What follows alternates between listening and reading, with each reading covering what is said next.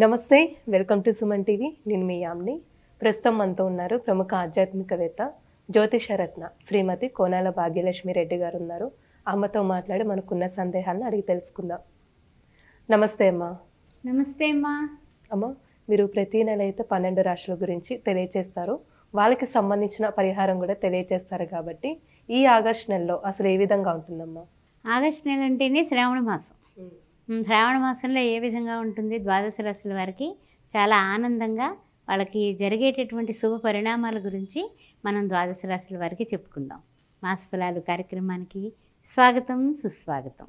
అయితే ద్వాదశ రాశుల వారికి ఏ విధంగా ఉంది? గ్రహాల యొక్క స్థితిగతుల్లో మార్పులు చేర్పులు తెలుసుకుందాం. మరి చూసినట్లయితే మనకి 5వ తారీఖున బుధుడు వక్రగతిన వెళ్తున్నాడు. ఆ తర్వాత మనకి చూసినట్లయితే రవి సంక్రమణం సింహరాశిలోకి 16వ తారీఖున జరుగుతుంది యథావిధిగా. తర్వాత శుక్రుడు చూస్తేనేమో 24న కన్యారాశిలోకి, కుజుడు చూస్తే 27వ తారీఖున మిథునంలోకి కూడా ప్రయాణం చేయబోతున్నారు. ఈ మాసంలో అంటే ఈ శ్రావణ మాసంలో ముఖ్యంగా 1/8/2024 నుంచి 31/8/2024 వరకు ఈ యొక్క మాస ఫలాలు కార్యక్రమంలో ఇవి విశేషాలు ఏ విధంగా ఉండబోతున్నాయి ద్వాదశ రాశుల వారికి అనే విషయాల్ని చాలా చక్కగా మనము అందరికీ కూడా తెలుసుకుని అందరికీ చెప్పుకుందాం. అమ్మ, ఇప్పుడు ఆగస్టు నెలలో అసలు కుంభరాశి వారికి ఏ విధంగా ఉంటుంది? పరిహారం ఏంటమ్మా వీళ్ళకి? కుంభరాశికి వచ్చినప్పటికైతే శని చూస్తే రాశిలోనే ఉన్నాడు, ఆయన రాశి అధిపతి. అయితే వక్రగతిన ఉన్నాడు. ద్వితీయంలో రాహు కనిపిస్తున్నాడు. అయితే చతుర్థంలో గురువు కుజుడు కలిసి ఉన్నారు. పంచమంలోకి కుజుడు నెలాఖరికి వెళ్ళబోతున్నాడు. ఇది పరిస్థితి గ్రహ సంచారంలో. అంటే ఏంటంటే తత్మయన్నీ కూడా కొంచెం పర్వాలేదు. 7th హౌస్లో మనకి ఉన్నటువంటి పరిస్థితి ఏంటంటే కనుక బుధుడు శుక్రుడు కనిపిస్తున్నారు. ఇంకా అష్టమంలో కేతువు కామనే కనుక మనకి. అయితే ఈ యొక్క కుంభరాశిలో ఉన్నటువంటి నక్షత్రాలు ఏంటని చూసినట్లయితే కనుక ధనిష్ట 3-4 పదాలు, శతభిషం 4 పదాలు, పురాభద్ర ప్రథమ ద్వితీయ తృతీయ. అయితే చూసినట్లయితే కనుక వీళ్ళకి మాసాంతం వరకు కూడా కొంచెము అలా సామాన్యంగా ముందుకు నడుస్తుందని చెప్పుకోవచ్చు. అయితే కొన్ని పనులు సామాన్యంగా అయిపోతాయి అనుకున్న పనులు సమయానికి అయిపోతే ఆనందం, అవ్వకపోతే నిరాశ. ఇలా 2 రకాలుగా అంటే రెండు పడవల మీద కాళ్ళు వేసినట్టుగా ఎక్సలెంట్ అనుకుంటే ఉత్సాహంగా వెళ్ళిపోతూ ఉంటారు ముందుకి. ఒకటేమో అవ్వదు, అయిపోతుందని వీళ్ళు ఆలోచిస్తారు, పాపం అవ్వవు. అలాంటప్పుడు కొంచెం దిగులు పడుతూ ఉంటారు. అందువల్ల 2 రకాల తటస్థంగా పరిస్థితి ఏంటంటే కనుక చెప్పాలంటే 50-50 ఛాన్సెస్ అన్నట్టుగా ఉంది. పై అధికారులతో ఉద్యోగస్తులు సమాధానపై చెప్పాల్సినటువంటి పరిస్థితులు కనపడుతున్నాయి. ఎందువలన అంటే కనుక వాళ్ళు ఇచ్చినటువంటి బాధ్యత వీళ్ళు సమయానికి చెయ్యలేకపోవడం వల్ల వాళ్ళు ప్రశ్నిస్తారు కదా. అందువల్ల అధికారులతో చాలా సంయమనంగా, చాలా వినయ విధేయతలతో ఉండడం అనేది ఈ కుంభరాశి వారికి చాలా ముఖ్యమైనటువంటి సూచన. ఎందువలన అంటే కనుక వాళ్ళ వలన మళ్ళీ వీళ్ళకి ఉద్యోగంలో పదోన్నతులు కానీ, లేకపోతే ఏదైనా ప్రమోషన్ లాంటివి కానీ, లేకపోతే ఏ విషయంలో అయినా సరే వాళ్ళు కొర్రేయచ్చు. అంటే ఇప్పుడు విద్యార్థులకు విదేశీయానం అంటారా? విదేశీయాన ప్రయత్నాలు గట్టిగా చేస్తే అయిపోతుంది వీళ్ళకి. విదేశీయాన ప్రయత్నాలు గట్టిగా అంటే వీళ్ళు ఏంటంటే ఏం చేస్తారంటే పలానా యూనివర్సిటీ మా ఫ్రెండ్స్ అందరూ ఉన్నారు అక్కడే మేము వెళతాము అంటే అవ్వదు. అందువల్ల 4-5 పెట్టుకొని అందులో ది బెస్ట్ 2-3 చూసుకొని ఏది వస్తే అందులో బెస్ట్ చూసుకోండి. అప్పుడు మీ ప్రయత్నాలు ఆటంకం లేకుండా పెడతాయి. లేకపోతే కనుక మళ్ళా కొంచెం మనకి ఆటంకం కలిగే సూచన కనిపిస్తుంది. ప్లస్ అర్ధాష్టమ కుజుడు ఉన్నాడు. పంచమంలో కుజుడు నెలాఖరికి పెడతాడు.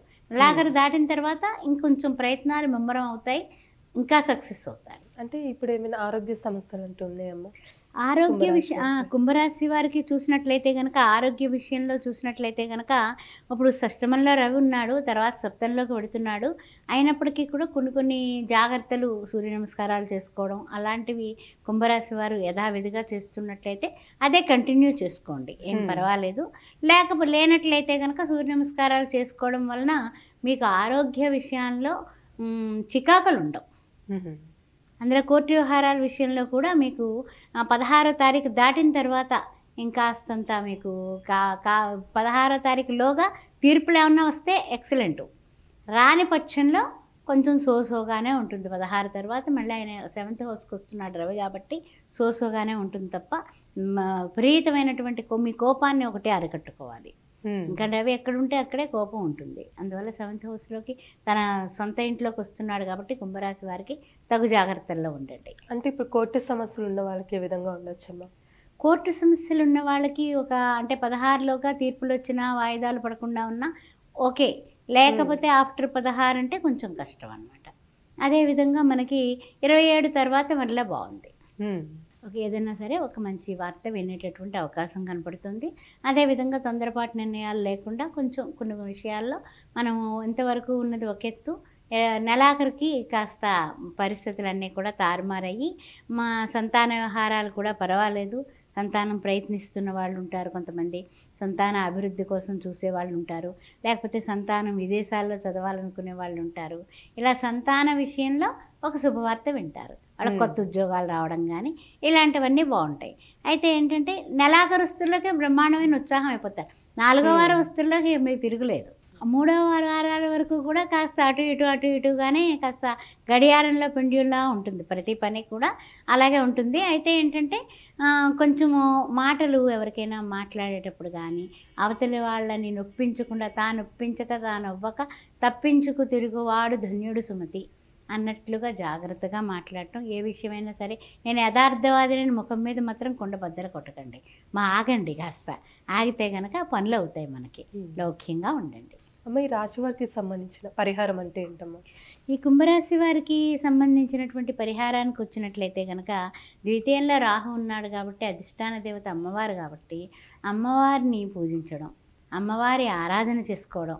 అంటే ఎవరైతే కాత్యాయనాయ విద్మహే కన్యకుమార ధీమహి తన్నో దుర్గి ప్రచోదయాత్, ఓం దుమ్ దుర్గాయ నమః, ఏ పనికి పడుతున్నా సరే అది అనుకోండి, చక్కగా మీరు సక్సెస్ అయిపోతారు. అందువల్ల దుర్గాదేవి ఆరాధన, అందులోని శ్రావణ మాసం వరలక్ష్మీదేవిని ఎలాగా పూజిస్తూ ఉంటాం, ఆవిడతో పాటు ఈ దుర్గాదేవిని కూడా గట్టిగా పట్టుకోండి. లక్ష్మీ కటాక్షం ఉంటుంది, ధైర్యం ఉంటుంది, తెలివితేటలు ఉంటాయి. చాలా చక్కగా తెలియజేస్తారమ్మా, ధన్యవాదాలు. ఓం శ్రీ మాత్రే నమః. ఆస్ట్రో భాగ్యలక్ష్మి అనే ఈ ఛానల్ని సబ్స్క్రైబ్ చేశారా? చేయకపోతే వెంటనే చేయండి. ఈ యొక్క శ్రావణ మాసపు శుభాకాంక్షలు చెబుతూ జాతకాలు కానీ జాతకాల పొంతన కానీ ఏమైనా సరే ముహూర్తాలు పెట్టాలన్నా సి-సెక్షన్ దగ్గర నుంచి ఎన్ని శుభకార్యాలకి ముహూర్తాలు నన్ను సంప్రదించవచ్చు. 9866044439. అదే కాకుండా శ్రీ సౌభాగ్య మ్యారేజ్ బ్యూరో 16 సంవత్సరాలు పూర్తి చేసుకుని 17వ సంవత్సరంలో అడుగుపెట్టింది. అన్ని వర్ణాలు హిందువులు అయితే చాలు, మమ్మల్ని సంప్రదించవచ్చు. మీ అమ్మాయిలకి అబ్బాయిలకి పెళ్లి సంబంధాల కోసం మీ బంధుమిత్రులకు కూడా తెలియచేయండి. ఓం శ్రీ మాత్రే నమః.